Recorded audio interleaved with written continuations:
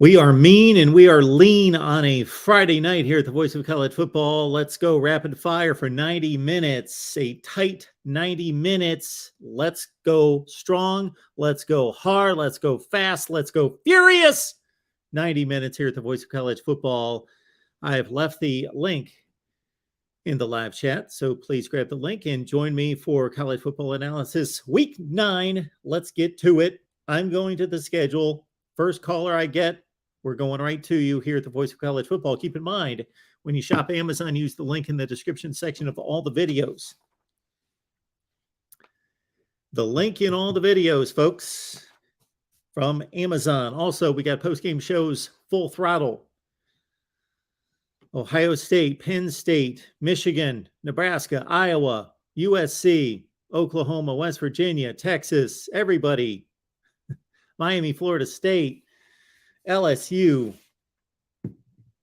Did I miss anyone? Oregon, Notre Dame, Clemson postgame shows, and of course Clemson is off, but postgame shows all over the place on our network of channels here at the Voice of College Football on Saturday. So Amazon link when you shop Amazon in the description section of all the videos. And of course, join us on Patreon. Of course, search MarkRogersTV. Go to patreon.com. Search MarkRogersTV. What do you get there? You get my picks. Maybe I'll have to start as I had a conversation today with a potential sponsor, and maybe I need to do a betting simulation. These are my picks. This is what it would look like, and we'll do a in progress screen to show these were my selections this week. Here's the payout, the whole deal. Anyway, you get my selections on Patreon. You get the selections of 19 of our favorites here at the Voice of College Football, guys like Tony Gerdeman and the Wholesome One, Corey Brada, Steve Hellwagon, of course, Steve Dace, and many, many more. And also, heck, Steve Merrill's under the radar selection of the week in and of itself. Remarkable, 7-1 against the spread. All right. I didn't even have to go to any game analysis, game previews yet. We've got calls, so let's go there. Here at the Voice of College Football. Mike, what's going on? Hey, Mark, how you doing? I am doing just fine. What you got for us tonight?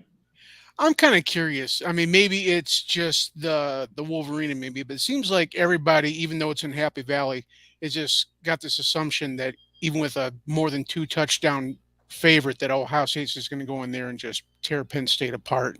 I'm just kind of wondering what everybody's seeing that I don't.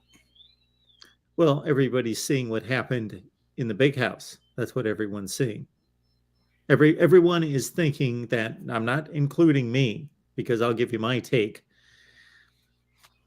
Everybody's seeing what happened in the big house, and everybody generally outside of the Michigan fan base either thinks that Ohio State and Michigan are dead even, or that Ohio State's better. And Vegas certainly thinks Ohio State's better, because now we've gotten to a point in the season where we can compare betting lines. And I'm not saying that we should bank on Vegas, but they do set those lines for a reason.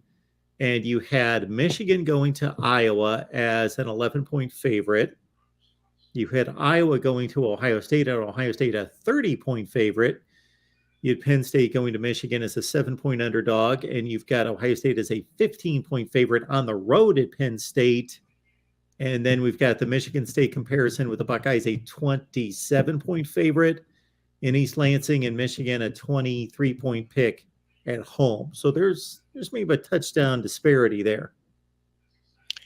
Yeah, and I guess I just don't like the parallels drawn between us because, we have very different systems. I think our defense is head and shoulders better than theirs. I know that Jim Knowles has got their running defense up, but I'm not sold on their secondary. Plus, on the flip side of the ball, we're the ground and pound, 4 yards in a cloud of dust. I bumped it up from 3. Whereas, their offense is basically C.J. Stroud just chucking it all over the place to all his, NFL receivers.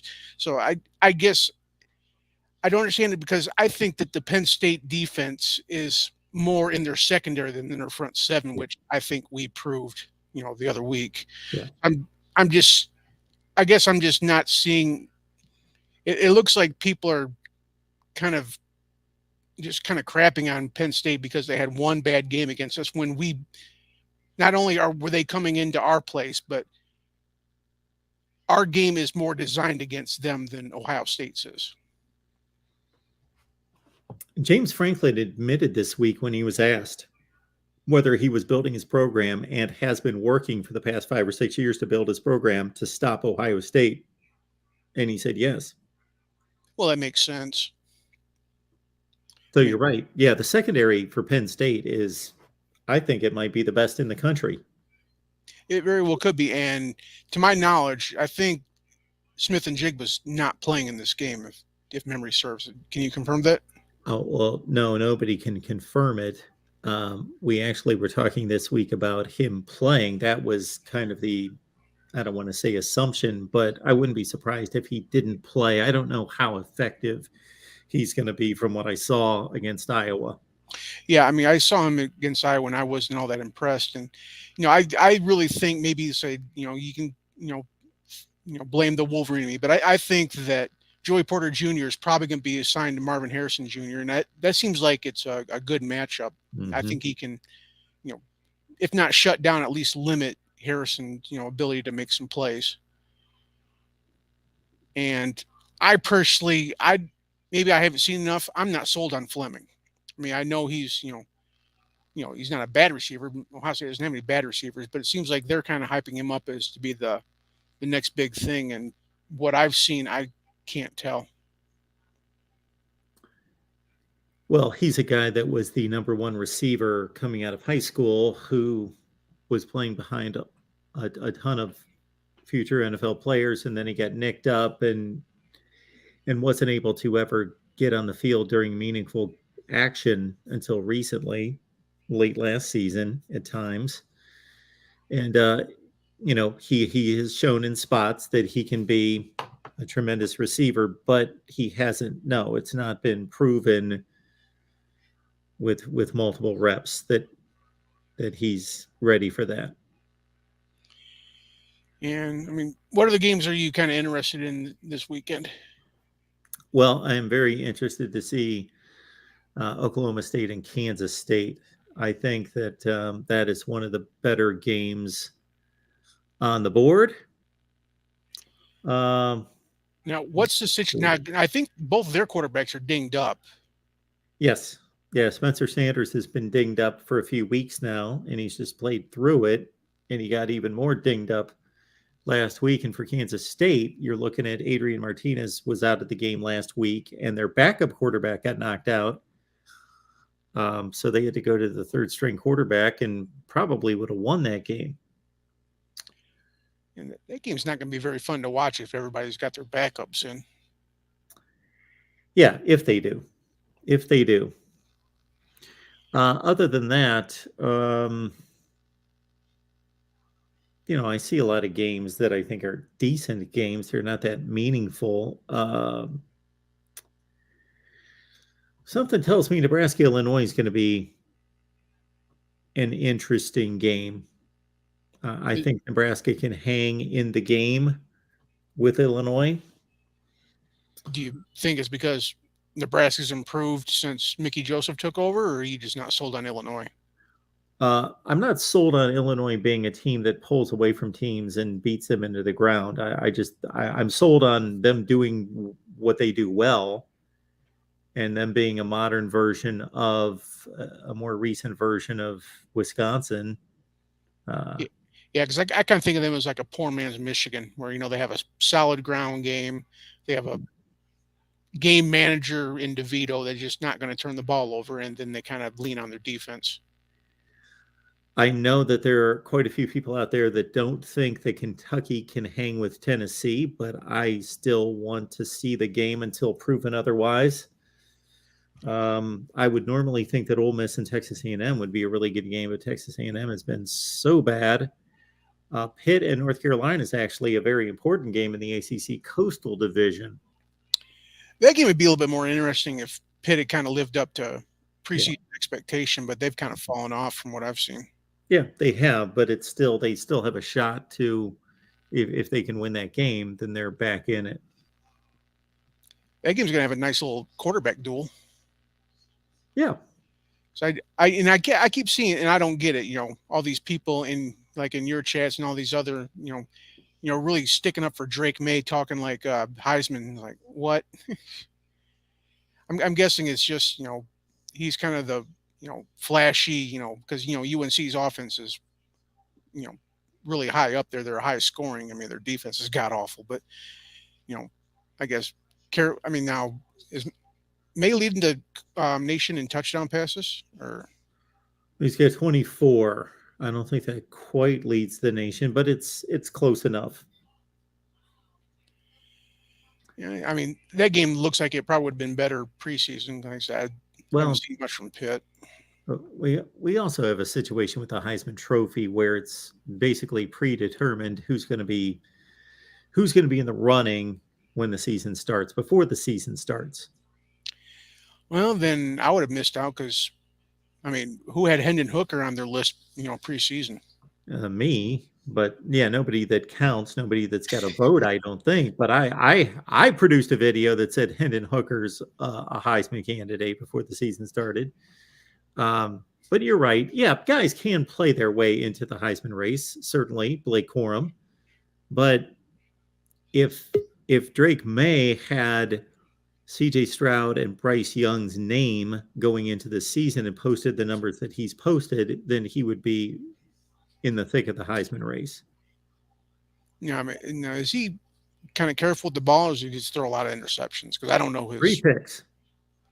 So 24-3, that's actually not a terrible ratio. No, not terrible at all. Yeah.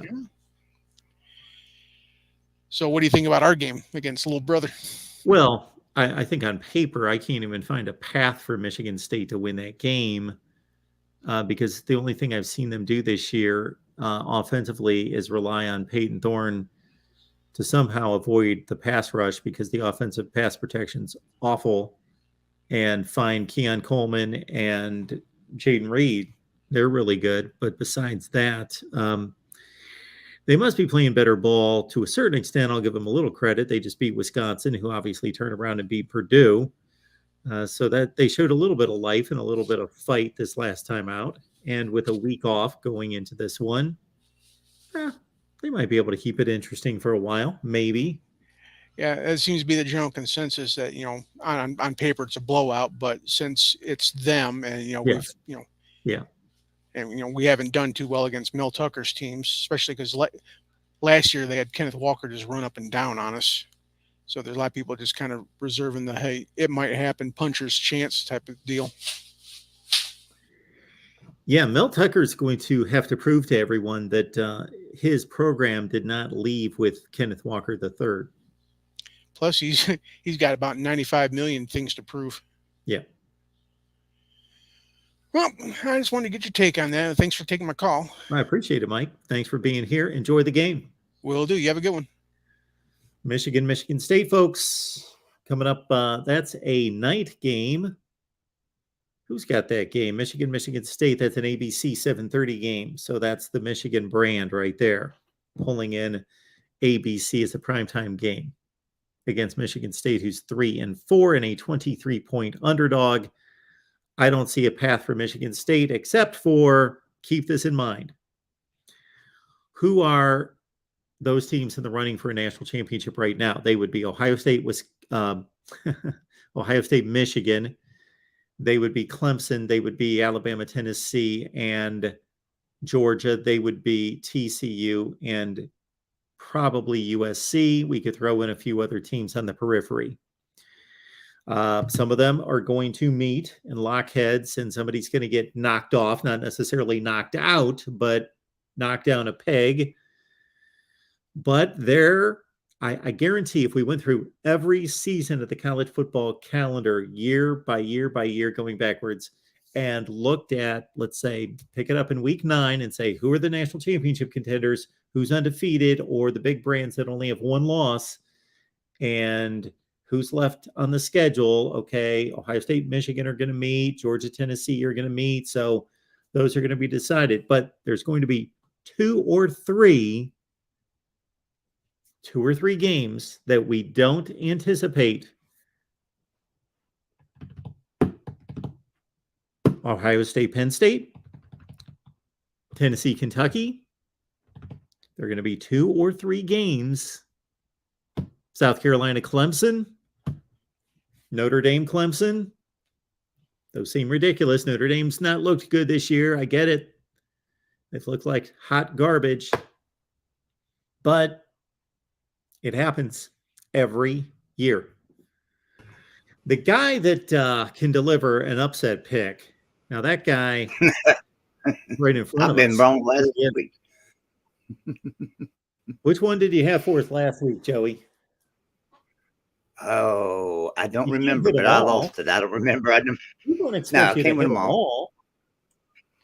You can't hit them all forever.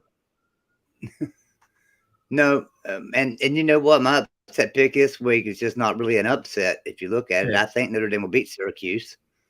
You know, Syracuse is favored, but I think Notre Dame will beat them.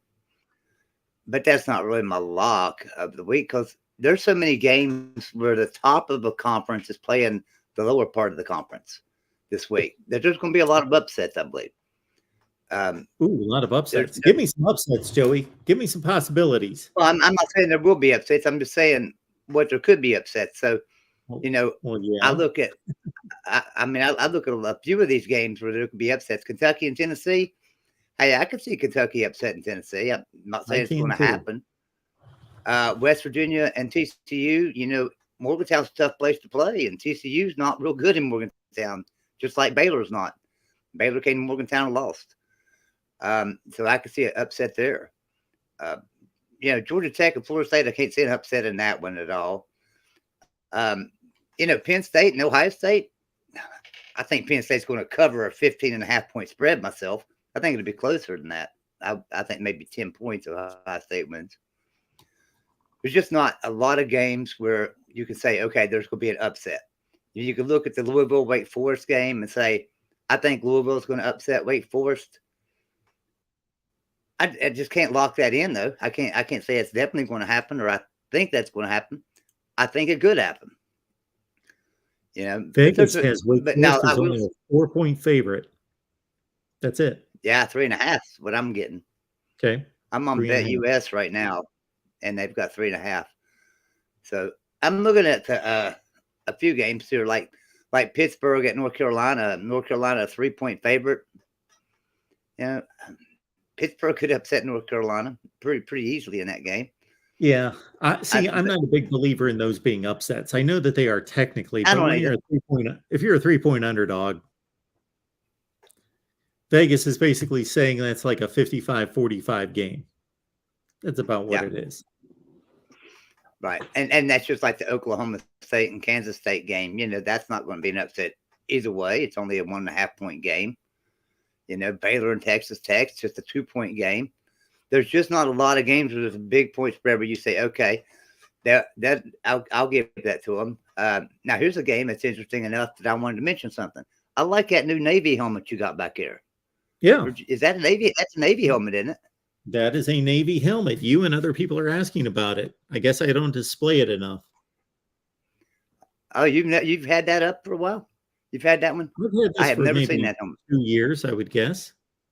Something like that. Seen you with that I guess I don't display it enough. I would like to be able to credit the person that sent it in. And as soon as I get a updated PO box, I will be able to let people send me helmets or whatever they want to send me again. But we haven't done that in quite a while. So SEC Dog in the chat saying the final score is going to be Georgia 53, Florida nothing, or 52-0. I'll give SEC Dog 21 points, but I won't go beyond that. So on the game tomorrow, I'm taking Florida. They're a 23.5-point favorite. I'm taking Florida in the points. I don't think Georgia covers it. So that's what I wouldn't put a dime on that game either way, but I would take the 52 points. I'll take that. But I'm looking through here. I'm looking through their market. I really just can't find that upset, you know, because a lot of these games are really close. And, you know, so you have to go into like a group of 5 to pick one. And so I'm going to do that. And really, it's not an upset either. And that's going to be UCF beating Cincinnati. I'm going to take UCF to beat Cincinnati. What's the and I'm gonna call spread? that my upset. It's only 1.5 points. It's at South Florida, but I think Cincinnati. A lot of people look at Cincinnati and say, that's probably a Cincinnati bet all the way, and they take Cincinnati. That's why I think I can call it an upset. Joey, I love you, but I know we I'm can't even not going to give you credit for an. I personally am not going to give you credit for an upset pick for 1.5 points. I can't do that. I know that. I'm looking. There's just nothing. I mean, there really isn't nothing. Well, hang on. Could Northwestern upset Iowa? Could Northwestern up upset there Iowa? Not there by you 11 go. and a half. 11 and Not a by half. 11 and a half. Iowa can score 11.5 points. Well, I know that. I could pick Northwestern to cover, but I mean, but I don't know if I could pick them to win the game. That might be a good one, though. I hadn't paid attention to that. So there you go. There's a good upset. Northwestern upset Iowa. All they got to do is score a touchdown. I would love to know how many. All they have to do is score to win the game. Well, yeah, because Iowa might score 3. I would love to go through, and I could just pretty much go through my Patreon picks to figure out how many double-digit upsets we've had this year. Because I'm going to ask everybody that calls in. So this is the question of the night. Of course, you want to talk about something else, talk about whatever you want. You don't have to answer this, but I'll just throw this out there. Somebody find a double-digit upset. I am going to just about guarantee there will be a double-digit upset tomorrow. They're almost always. So you mean they're going to win? They'll win by double digits in the upset. No. So you're not talking about like App State was double digit. They're a double-digit underdog, and they'll win the game. They don't have to win by double digits. App State was double digit against Texas A&M, and they won. So that would have been a double digit. So that's what you're talking about. Exactly. Yes, that's what I'm talking about. So you're looking at maybe Colorado upsetting Arizona State. That's a double digit. Okay. Yeah. Okay. Those lousy teams, I don't even want to touch either one of them. They're both awful. Yeah. Right. So I usually don't look at an awful team. They're an awful team. Who? Yep. Could Stanford upset UCLA? Sure. And there's one. That game's at UCLA, but that don't really make much of a difference. Yeah, there's a few double-digit games, but you can't really see an upset in it. Temple upset Navy. Yeah. Not Penn State. You don't see Penn State winning. I see Penn. I don't see Penn State winning. I see him covering. Yeah. I see him covering the 15.5, but I don't see him winning. I think Georgia Tech covers against Florida State, but I don't see him winning. On second I guess they're really got another. All right, double-digit upset. You want a double-digit upset? Kentucky upsets Tennessee. There you go. Double-digit upset. Okay. I'll take it. Would love to see it. Shake things up. Yeah. Would love to see it. Yeah. I was just about to say, I think they came in. I was just about to say, I kind of apologize because I put you on the hook for a double-digit upset, and now that I go through this, and I don't know what the spreads are for I'm not looking at the spreads, I'm just looking at the schedule, and I generally know the spreads for all the Power 5 games with the Group of 5. I don't know what those numbers are, and I don't see too many double-digit spreads. No, there's not any. That's what I was saying. There's just not any. Kentucky and Tennessee is a double-digit spread. Georgia Tech and Florida State's double-digit spreads, but Ohio State, Penn State, double-digit. You have to go if you're looking for an upset, though. You have to just you can't really pick one per se, but you'd have to say Kentucky over Tennessee if you're going to get a double-digit upset. Okay. Nobody that I've talked to or heard from is giving Kentucky any shot in that game, and I certainly I give them a shot. I give them a shot too, but is their quarterback back? Yes. People are too hung up on this Tennessee-Alabama game.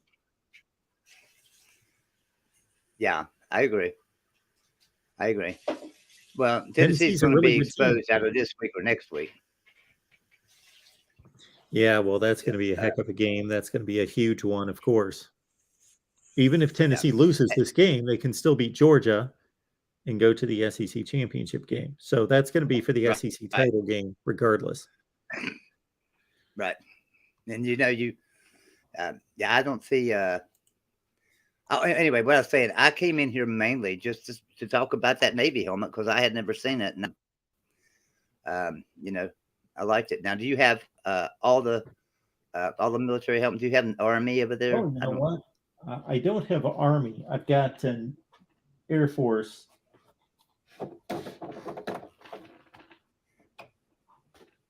There you go. Put that old Ohio State helmet down on the third or fourth. Yeah, shelf. get rid of Put it that. down on the floor.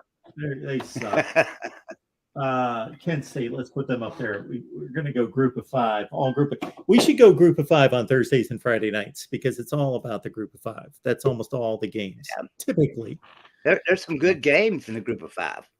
And this week, a lot better games in the group of 5 than in the Power 5, really. Well, better like I say, I'm going to live stream the UCF Cincinnati game. I think it's a great game, and I'm going to live stream it. So. You're going to live stream the game. So, Joey, you can certainly leave your link there in the chat so everyone knows where to go. Let me. Yeah, well, they know where I'm at. I'll have you be the first one to tell me if this is a good idea.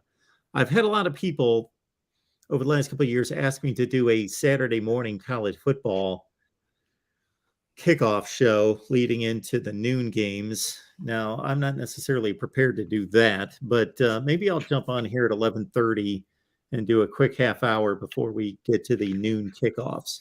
So if people seem like they're up for like that, a preview show, we may do that. Yep.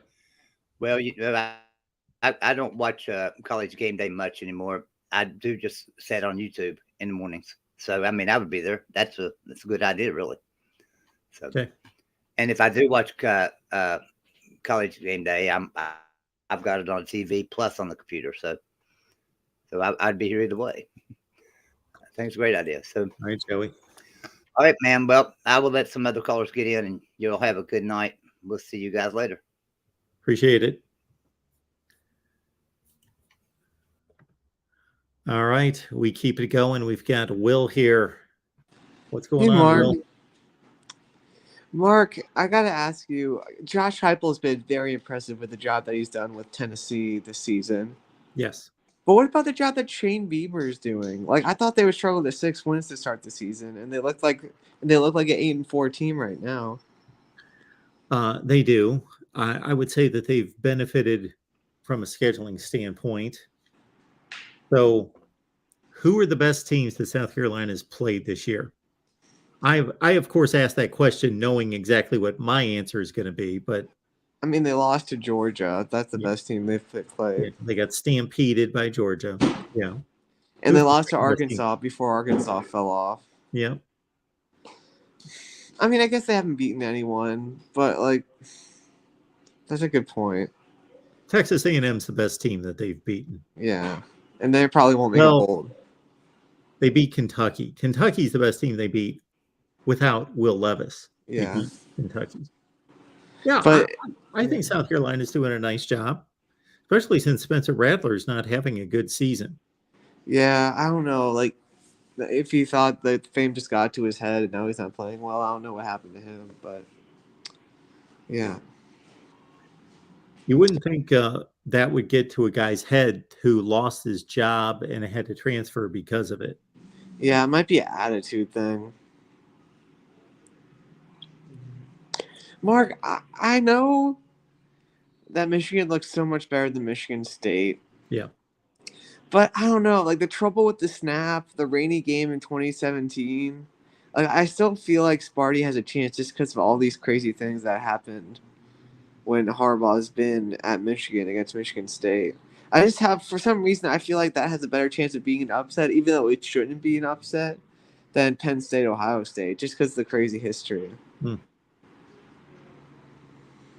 Penn State plays Ohio State better than anyone in the Big Ten consistently.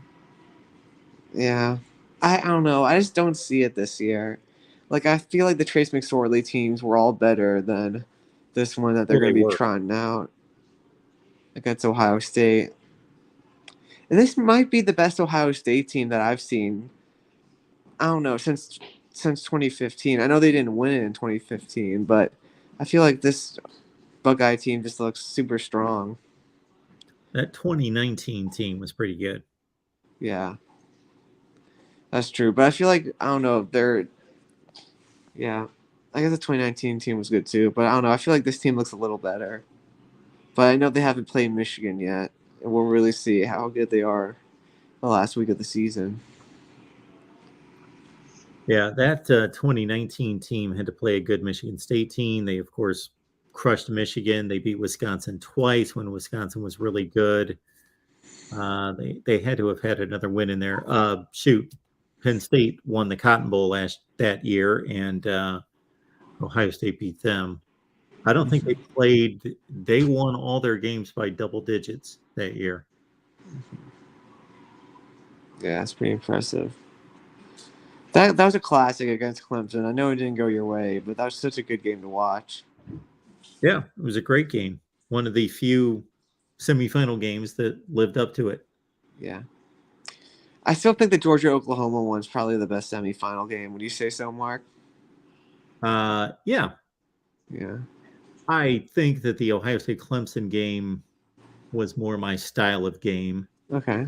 It was more of my style of game, even taking my fandom out of it, because it was a good mixture of offense and defense. That Georgia-Oklahoma game was just a little bit too much blown coverages and guys missing tackles and too much offense against bad defense for me. Yeah. Did you think that Oklahoma was going to win that game for sure back then? No. No, you thought it would be I didn't think they were going to win when they were up by 17. Oh wow. No.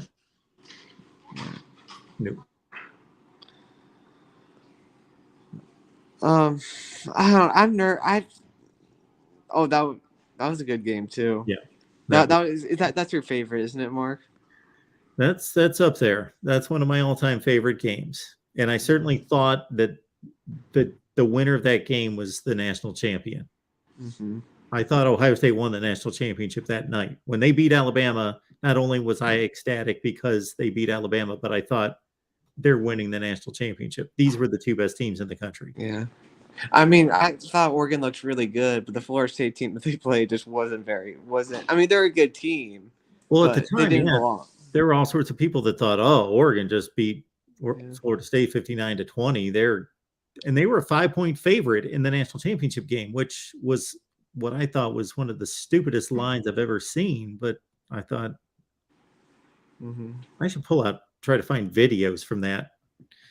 Yeah, prepping that game, because I was like, I don't get this Vegas line. I don't get it.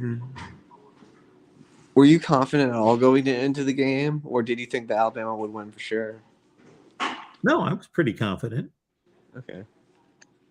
I wasn't like overly confident, like I thought it was a sure thing, because Cardell Jones was such a wild card. Now, I was super confident before the Oregon game.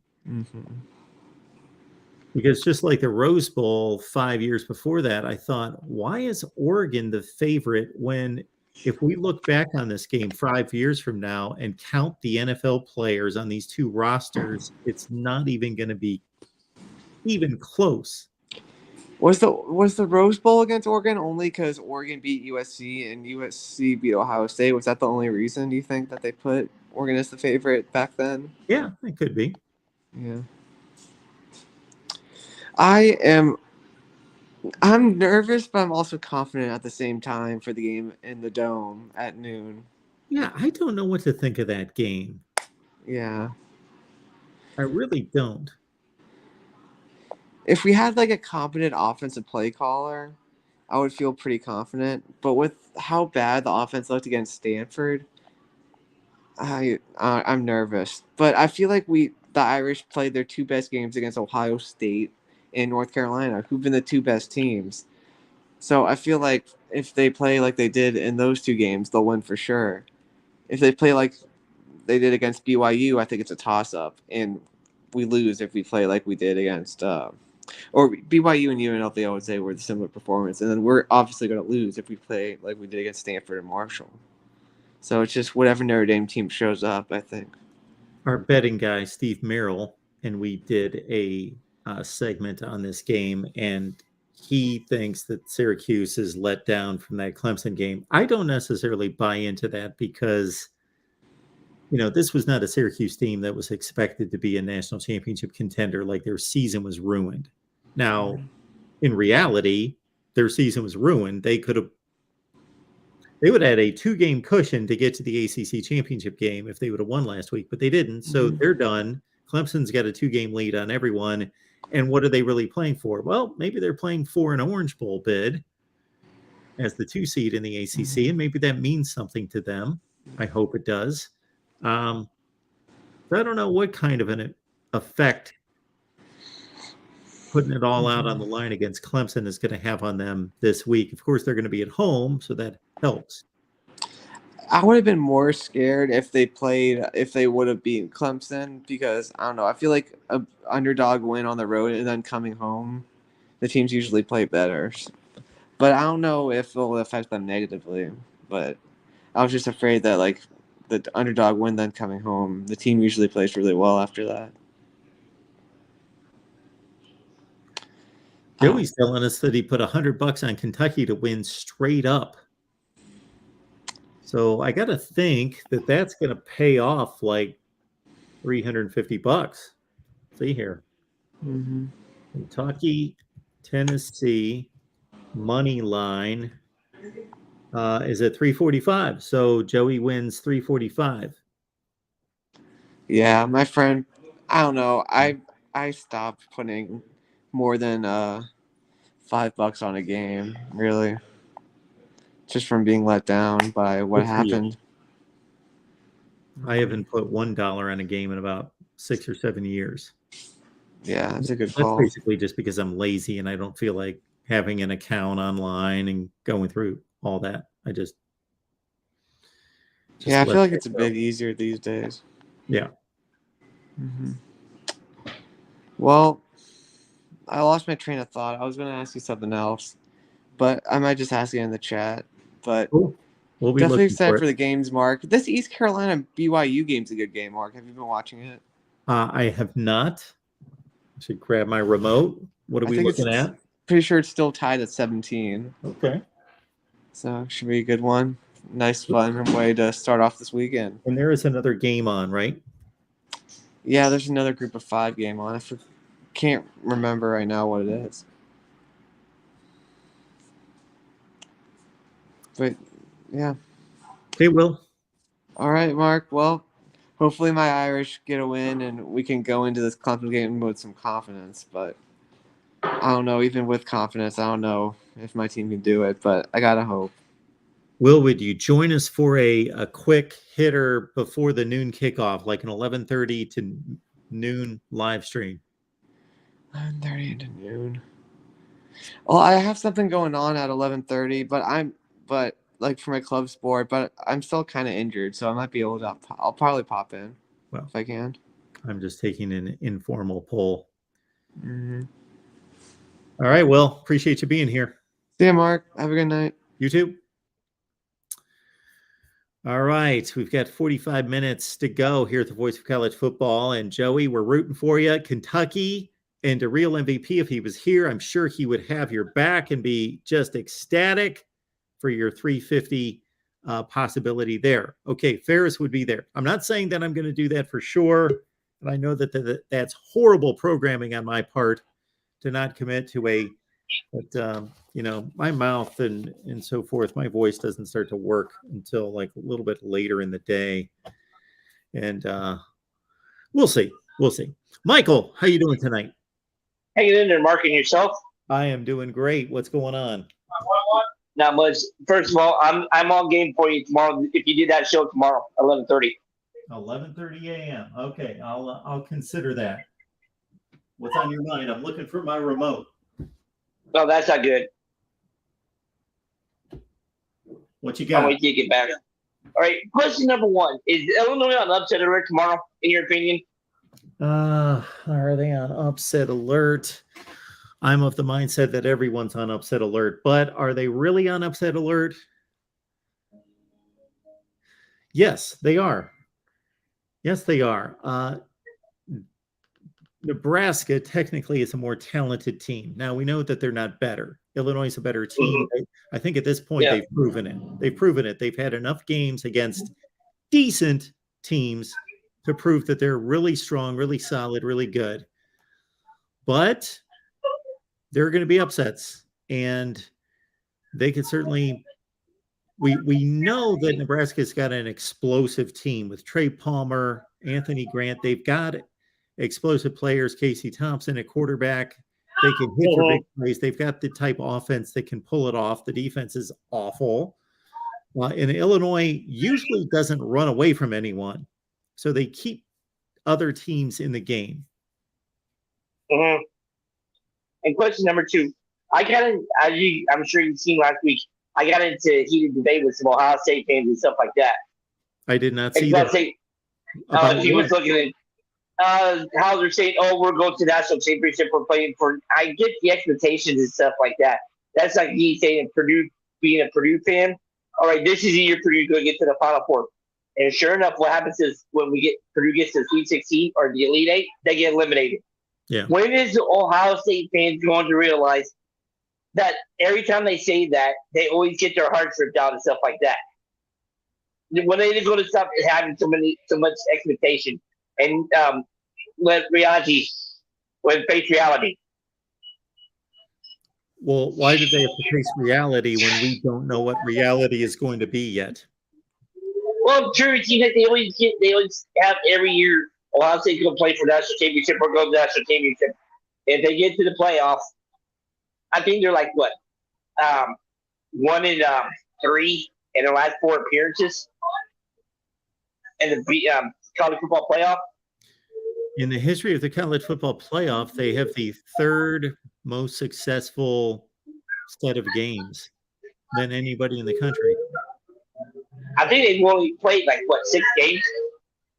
Well, they've played the 3rd most games of anyone. So when you say only Alabama and Clemson have played more playoff games than Ohio State. But it seems like when people go face it, I mean, I'm trying to say this. Yeah, it's nice to have expectations and stuff like that, but when it blows up every year, when they go say, hey, okay, enough's enough, maybe we shouldn't expect so much from them. I guess what I'm saying. That's like with me being a Purdue basketball fan along with football. Are you comparing Purdue basketball to Ohio State football? Yeah, because it seems like a lot of years saying when we think we got a team that can get to the Final Four. Are you comparing Purdue basketball to Ohio State football? I'll give you one more chance, Michael. Mark, you're missing the thing I'm trying to say. Read the sticker. All right. No. I was just wondering because I had someone treating someone with the bus and stuff, but anyway.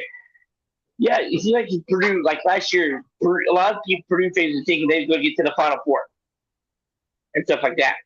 And unfortunately, St. Peter's had different ideas.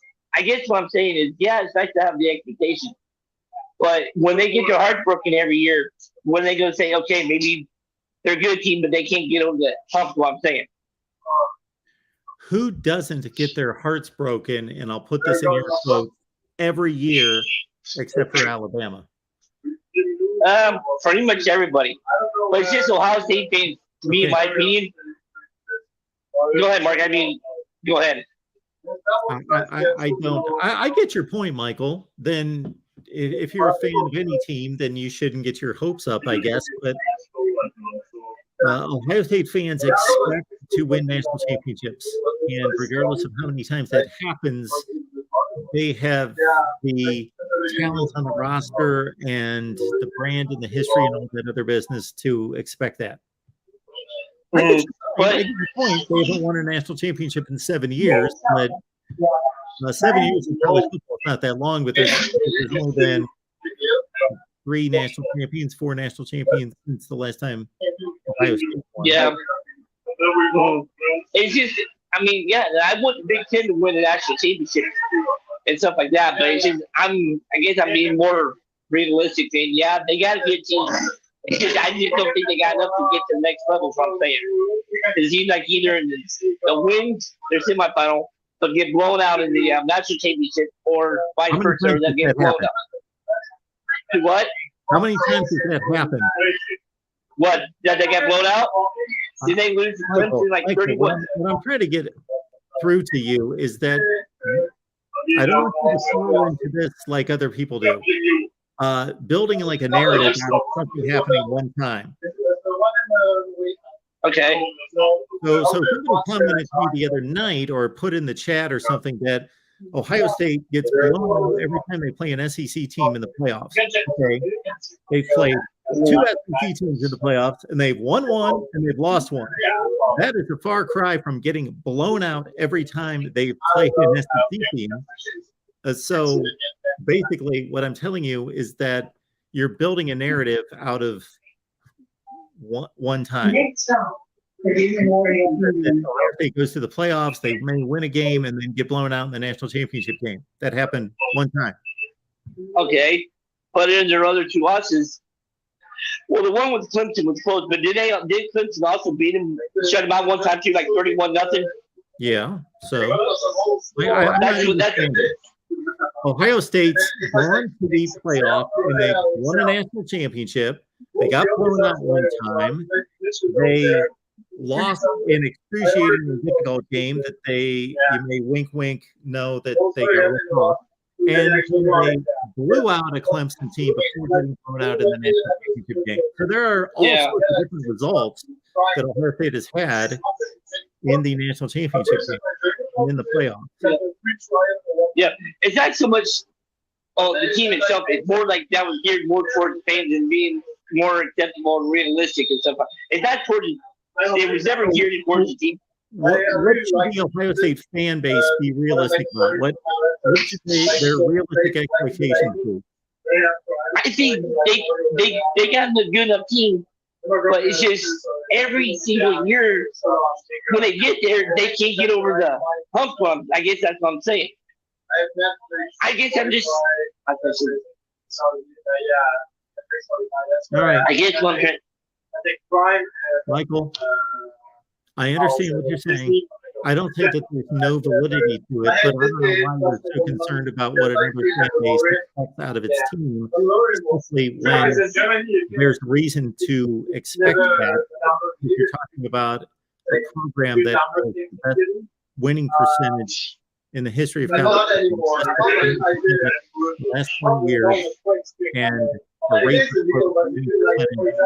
be the best in the playoff era in the last 10 years. Yeah, I guess I can see that. It's just, I don't know. I guess I would like to see Ohio State win the national championship for the Big Ten. Okay. It's just, I guess what the Ohio State, like I said, it's not. I'm trying to figure out how I can make this to where you said it can have some validity. I guess, I'm sure you've heard the term bite off more than you can chew. Yes, that's come across my path once or twice in life. Yeah. I guess that's what I'm saying about the Ohio State fans. Yeah, they expect it every year, but should they know that it's not going to happen every year? Well, if they're halfway intelligent people, I think they do understand that. Yeah, that's the point. I'm wondering about we're at a point where we're at a point in the conversation where I could very easily have a conversation with the people in the room with you than I can with you. So I appreciate you calling. All right, I will talk to you tomorrow night, sir. See ya. Thanks, Michael. Okay, then. All right. Here's our man, Uncle Lou. Yeah, how you doing, Mark? You're such a nice guy, but I'm going to give a public service announcement. No one is required to call in. Okay, everybody's got their own things going on, and that's fine. It's okay to just listen to the show sometimes. Mark, nobody heard a word you said the last 10 minutes. Not one. I'm just telling you, not one word. Well, we didn't hear anything you said. We didn't hear any Michael Hogg said. It's common decency. If you were going to call your mother on the phone, you wouldn't do it from a crowded elevator. So why do people feel the need to call into YouTube shows from the loudest, most annoying, obnoxious place possible. If you're in a loud environment, you don't have to call in to every YouTube show on the planet. Georgia 30. Let's go Georgia 38, Florida 10. Have a great day, Mark. Thank you, Uncle Lou. Appreciate you being here. And if I had not been so adamant about getting my point across to Michael, then I would have let him go sooner, because I'm sure that was aggravating for all of you. And truth be known, and again, I just wanted to get my point across to Michael. And part of that was me just wanting to be the contrarian and to push back on Michael's points there. But also, truth be known, I will apologize for, since I'm in a bit of a transitional phase right here, I don't have my mic and all of that. It's back there laying the whole crane and the whole deal on the floor. I don't even have my camera set up. I've been in a transitional phase here for a couple of months. So my ability to speak over Michael and the basketball game or whatever it was going, like video games or whatever they were doing there, with Michael there, would have been much more effective had I had my normal setup, because the microphone, of course, negates all that extra noise. We're going to be here for about a half hour here at the Voice of College Football, so we would ask that you would call in. We appreciate you all being here at the Voice of College Football. We appreciate Uncle Lou calling in. Good to hear from him, of course.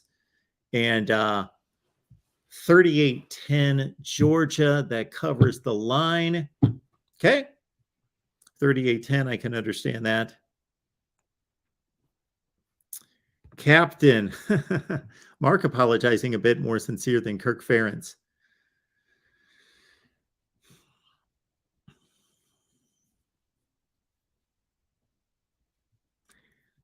I still have respect for that man. I still have respect for him as a coach. I have less respect for him than I did 10 years ago and 15 years ago and 20 years ago. He has a responsibility to the Iowa students and alumni, the school, and the fan base, the state of Iowa, to do his very best to win football games. Basically, as a major college football coach, let's think about this. If he's the field hockey coach, if he's in charge of intramural sports, or if he's in charge of the football team at Iowa in 1922, not in 2022, then he's not making some ridiculous sum of money to win football games. It's not student athlete in its purest form. It just isn't. He is there coaching football and being paid more money than anybody in the state by any public person in the state. He is the highest paid. Somebody should ask him that at a news conference.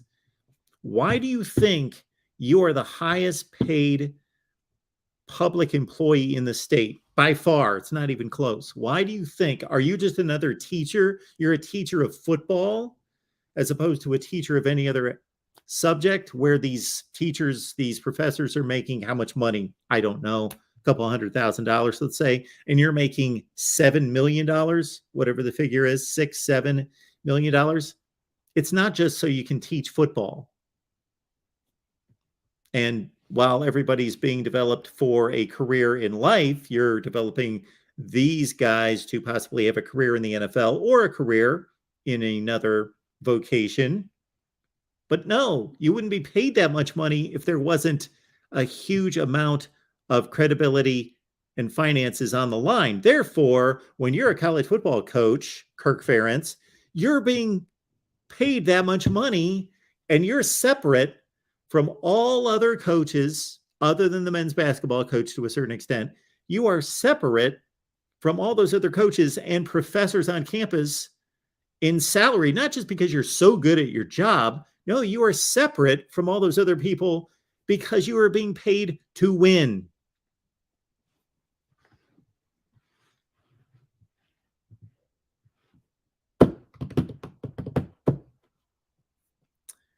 Next Saturday, we've got LSU hosting Bama in Death Valley. LSU is starting to look like a team that could possibly win that game. They have not looked like that team They've looked like a disjointed team with a lot of talent. However, especially against Ole Miss, but even before that game, defense, Jaden Daniels with 11 touchdowns the last 2 weeks, has made good decisions. He's played well. I can never trust the guy's arm because it's scattershot typically, but maybe they've worked with him. Maybe he's learned something. Maybe he's just making better decisions these days, or maybe he's just had a hot 2 weeks. But LSU playing good football. Great chance against Bama. We'll say they've got a chance against Bama. Jason likes LSU as well. Clint loves the Clint. Hopefully you know Connor, Clint. We should, get you guys together on the Oregon State folks. Oregon State, a little love for the Oregon State Beavers who are playing.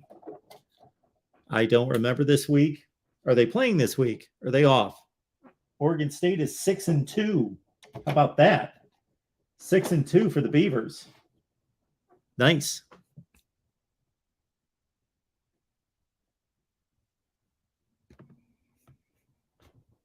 Mike, the question is how much of Jaden Daniels' uptick can you blame on the Ole Miss's incompetent defense? Well, Mike, I know you love the Big Ten. I know you're focused on the Big Ten and your Michigan Wolverines. Ole Miss has a pretty damn good defense. Now, we found out last week it's not a great defense, but they've been playing really well. So that's not an incompetent Ole Miss defense. It's a good Ole Miss defense. Oregon State's got a bye. Thank you, DeReal.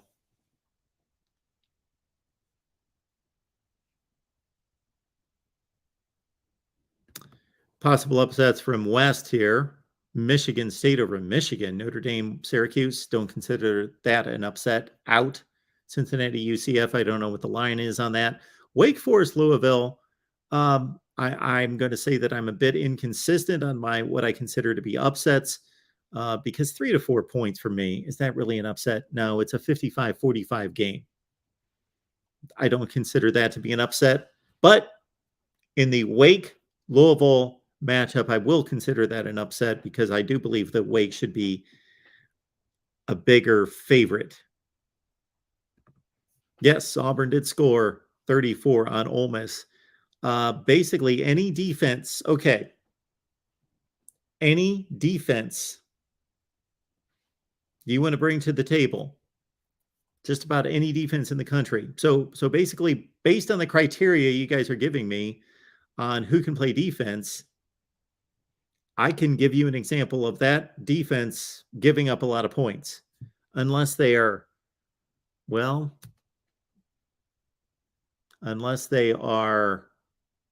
you give me the defense that has not given up a lot of points at some point this season. Ole Miss has a decent defense. Again, I didn't sell them to be the 85 Bears. They've got a pretty good defense. Decent defense. I will give them a top 40 ranking defense in the country. I will take Ole Miss's defense as a top 40 defense. I don't care what the metrics say. I don't care what the stats say. I've seen them play. They're a top 40 defense in college football. What's a lot of points? 35 points, something in that range.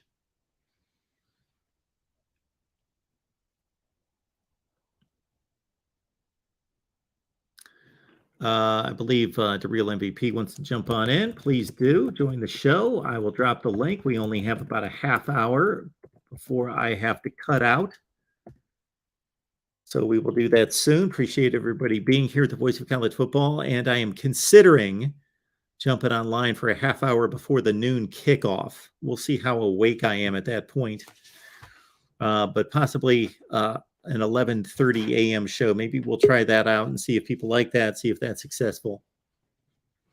I have difficulties scheduling these call-in shows and when I should go live. I sometimes think maybe I should do a noon show at some point in the week, maybe a noon Monday show, and then a couple other evening dinner time type shows, and then, of course, the late night stuff. DeReal, what's going on tonight? Hey, Mark. How you doing this evening? I'm good. You would have been, if you were not in the chat earlier, you would have been excited because Joey Foster put a big $100 spot on Kentucky to win the game outright.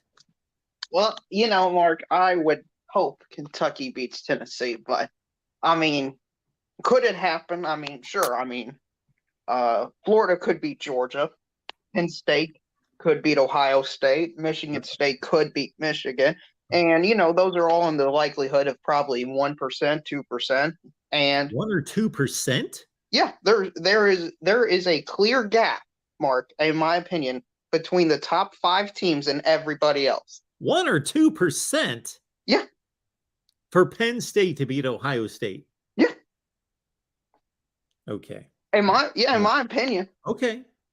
That's fine. Like, I think it's more likely that Ohio State wins by 30 plus points than Penn State wins. No. You don't think so? No. Who's the most comparable team Penn State has played to Ohio State? The most competent game they've played? Comparable team. Comparable team is Michigan. Yeah, and how'd that game go for Penn State? Yeah, they got blown out. Exactly. Yeah. And you know what? I don't care if Penn State plays Ohio State at Penn State, at Ohio State, in Arlington, Texas, at the Rose Bowl. Ohio State will most likely win the game. And it will not be close, in my opinion.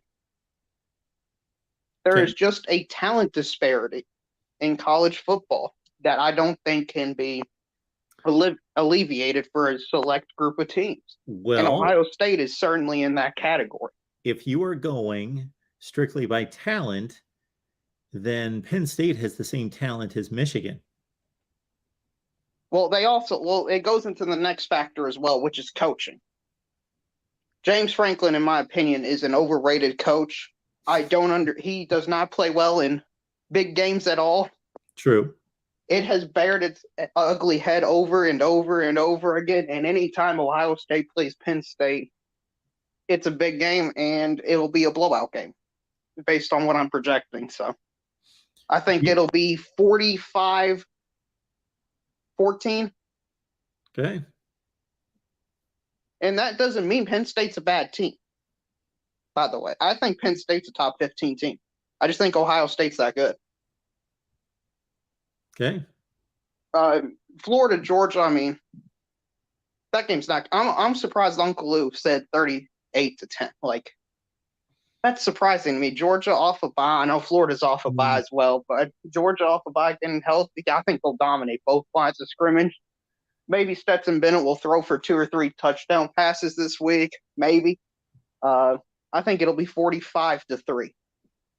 I think this will be a statement game for Georgia to prove that they are the number 1 team in the country.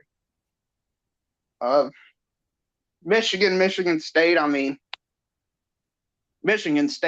they're a disaster this year, Mark. They might be the second worst Big Ten team. They're in really bad shape.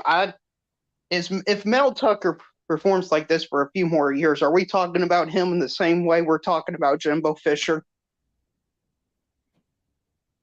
Well, let's back off a little bit on Mel Tucker here. So this is 8 games in one season.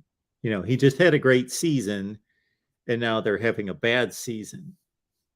You know, even if he has a bad season next year. So what is Michigan State going to finish this year? Probably 5-7 and miss a bowl game.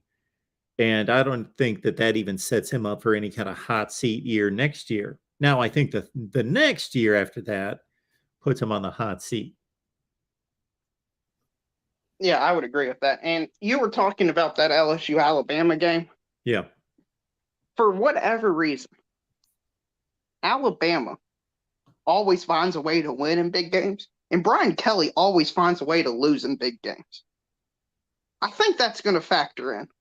What do you consider a big game? A playoff game, a title game, a New Year's Six bowl game.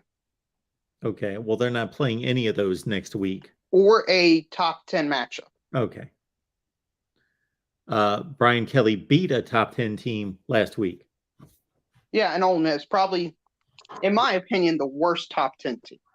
Okay. They had I understand they were a top 10 team. Right. By your qualifications. I understand. And you're right. Ole Miss started out 7-0 and might end up 7-5. So Maybe. Seriously, look at the schedule. Texas A&M is probably the most winnable game they've got remaining. Mark, why do you think Kentucky has a good shot against Tennessee? If you didn't know either of these teams, and I told you that the number 1 or 2 offense in the country, I truly believe that Ohio State and Tennessee are the 2 best offenses in college football. So, and then if you just go by the statistics, Tennessee's right there. Tennessee and Ohio State are just 1-2, 1-2, 1-2, 1-2 in just about all the offensive stats. If you said arguably the best offense in the country is going to play the defense that is ranked in the top 15 in most of the defensive metrics in the country, and the team that's got the number 15 defense, I am forgetting, I looked this up, what their offensive rankings, where those generally are. I got to think that they're in the 40 to 50 range for Kentucky. Is going to be playing a defense that's in the 100 range and say, okay, one team has a number 1 offense and a number 100 defense, and the other team has a top 15 in offense, or I'm sorry, a top 15 defense and a top 40 to 50 offense. Who should win this game? You would be like, okay, well, this sounds like a pretty good game. And I'm not saying that's the end of the analysis and that's all we've got to go on, but I don't, and shoot, Tennessee may prove me wrong and they may run away from Kentucky. I get that they've got that potential, and I wouldn't be surprised. I wouldn't be surprised if this game's 42-17. But I also would not be surprised if Kentucky pulls off an upset. Of course, I would rather to forecast that have the game be in Lexington, of course. But we are going to see 2 to 4 games between now and the end of the season where we are going to see an Ohio State, Michigan, Tennessee on down the line, the title contenders, the 6 or 7 that we've got, lose a game that they're not supposed to lose. Yeah, and I mean, it could happen, but Tennessee and Kentucky stylistically are so opposite. Exactly. Tennessee will run a play, then run another play, then run another play, all in like 15 seconds. Yeah. Kentucky would have just been halfway through the huddle in 15 seconds. Yep. I believe Kentucky is literally last place in plays per minute, while Tennessee's in like the top 10. It takes, or something crazy, like Kentucky, for the average 40-second clock, takes over 35 seconds. So if Kentucky can sustain a very long drive, like what Kentucky did to Georgia in the 4th quarter in the blowout game, where it took 12 minutes off the clock and shrink the game, I think they have a chance. Yep. But if the game gets to 2 scores or more, Kentucky's going to have to speed it up, and I think that'll play right into Tennessee's hand. Okay. And I think Kentucky will just keep digging themselves further and further into a hole. Well, yeah, I am not expecting Kentucky to compete with Tennessee if they're down 17-0 in the first quarter. Well, yeah. And Kentucky's 83rd in offense. No Will Levis for just one game? I believe so. The South Carolina game. Do we think that he's truly healthy? I think he's about 80%. Okay. He's just been banged up so many different times throughout the season. I just can't see him fully healthy. But I'm worried because last year Kentucky had 2 defensive lapses to start off the game. Tennessee ran 3 plays in the first quarter, 3 or 4 plays. They had the ball for like 30 seconds, okay? Kentucky had the ball for the rest of the first quarter. So you can imagine the time of possession disparity was ginormous. And what was the score at the end of the first quarter? Tennessee was up 14-7. Like, I'm afraid something like that happened where you look at the box score and the time of possession, the yards, and you think, oh, man, Kentucky might win this game. And then you look at the score and it'll be like 42-28.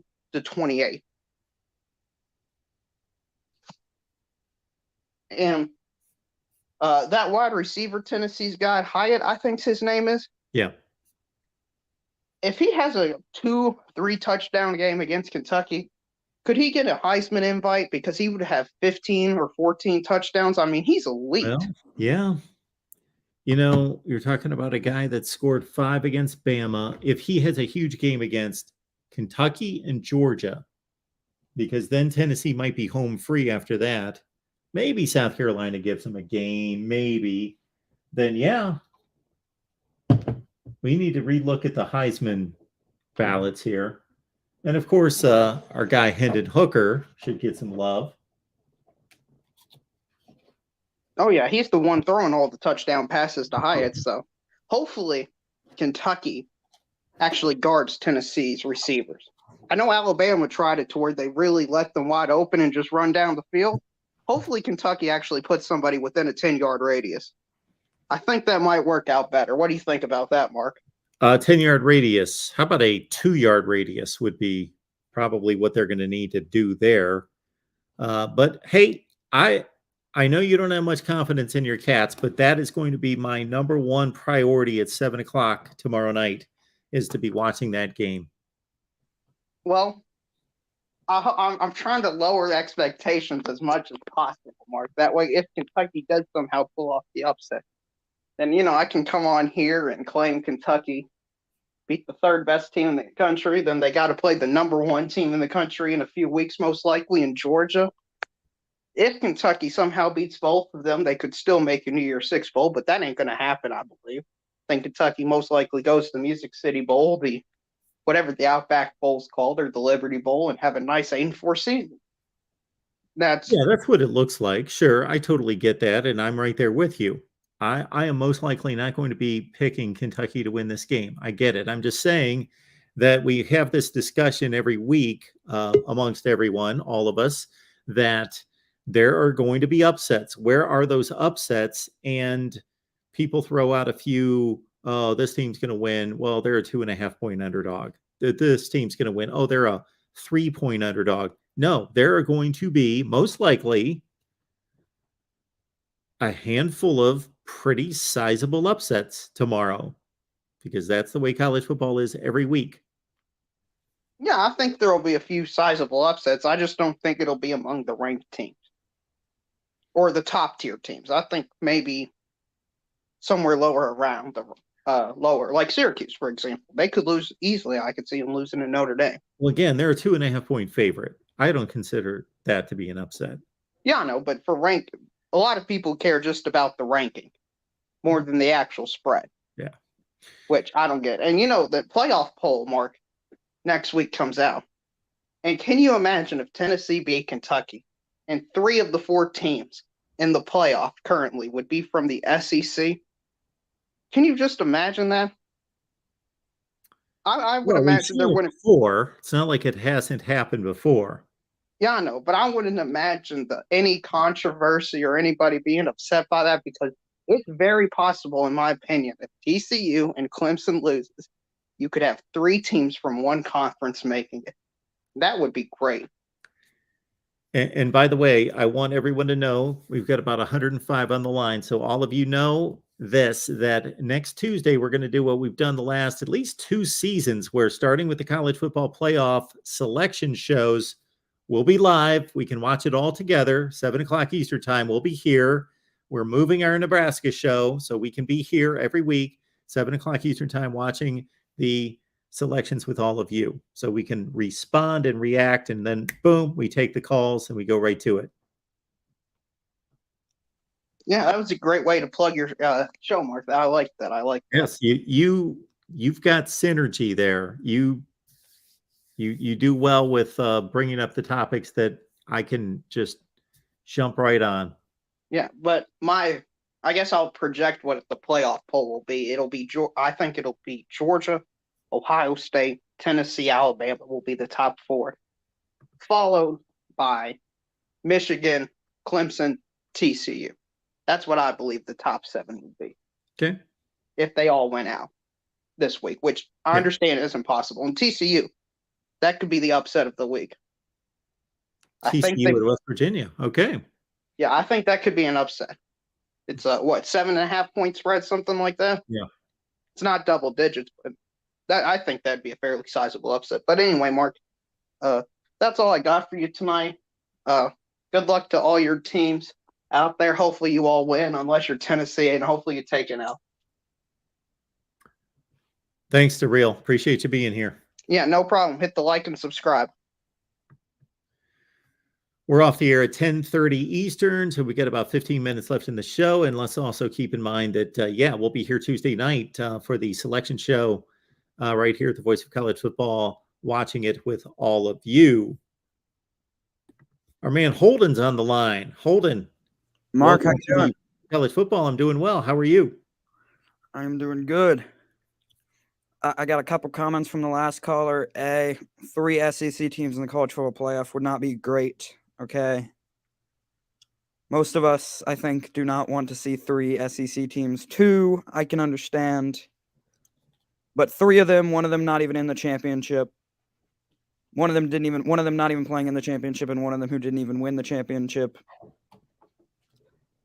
I don't understand how that would make any sense. I'm with you generally, but to stand up here for the real MVP, the last caller, his take is that he believes that the SEC is the best conference. He believes that the SEC is by far the best conference, and his whole point in that is he wants to see the playoffs be the best that they can be, and he wants to see the 4 best teams, not the teams necessarily that earned it, but the 4 best teams in the playoff. And he believes that most years, 2 or 3 of those come from the SEC. I get recent, last couple years, but this year I just don't know that I would say the SEC is by far the best conference. I don't Georgia has that big win. Yeah. Alabama doesn't really have any out of conference wins, right? Tennessee, Texas. Texas. I mean, I could say that I know you don't love arguments like this, but I could say they would have lost if Quinn Ewers didn't get hurt. Well, no, I don't mind arguments like that. I just don't like when people say, well, they definitely would have lost if Quinn Ewers. I just don't like that argument. Okay. I think that's a reasonable argument to make. I've said that. Also just, barely beating a Texas team that's what, 3rd or 4th best team in the Big 12 at Texas, and it's 1 game, but Alabama did not look like the superior team in that game necessarily. I agree with all of that, but I also agree with this take that sometimes when people like yourself are looking to discredit a particular conference and then say that win's not a good win, that's not a good win. If we raise that standard to every conference, we're not going to find many good wins outside the conference. If Texas is not a good win, does the Pac-12 have a good win? I don't think so. Does the Big Ten have a good win? The Big Ten, I think it might be the worst conference in college football this year. The Big Ten might be the worst conference. I don't think so. Pardon me? But it's got Ohio State, Michigan, and Penn State's a pretty good team. And after that, and Illinois. After that, it gets bad quick, if you ask me. Okay. I don't totally agree with that, but I get your point. Yeah, I've posted videos to say the Big Ten is looking bad this year. My point is that if we consider Texas not to be a quality win, then we're not going to find hardly any quality wins in college football this year. Well, yeah, it's a quality win. I don't think they have enough quality. I don't think they've, they haven't they haven't won every single, out of conference game or something. I don't think there's enough proof to say they're by far the best conference just based on the body of work this season. Okay. Well, yeah. So if we're just basing it on results, the SEC is the best conference. They have the best string of wins. Yeah, but I don't think it's by far. Yeah. I agree with you. It's not by far. And then if we just want to stay with results, which I agree with you, that's all we should evaluate. But if we're having more of a broader conversation about what we truly know about this conference, we know that the best recruits and the most NFL players are playing in this conference. And we know that this conference has proven to be the best last year, the year before, the year before, the year before, the year before. And that shouldn't cloud our judgment. See, if I was a selection committee member, I wouldn't let that cloud my judgment. I would say, what does 2020 have to do with it, or 2018 have to do with it? Of course, nothing. I would evaluate this season on this season, but we're having a discussion. Our discussion doesn't influence anything real.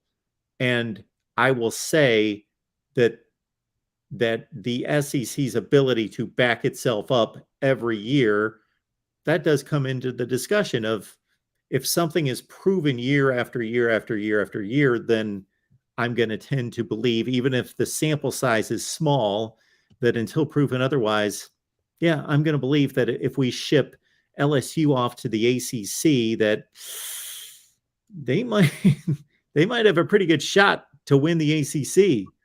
Or if we throw Ole Miss in the Big 12, Well, LSU just lost to. I mean, LSU lost to the fourth best team in the ACC.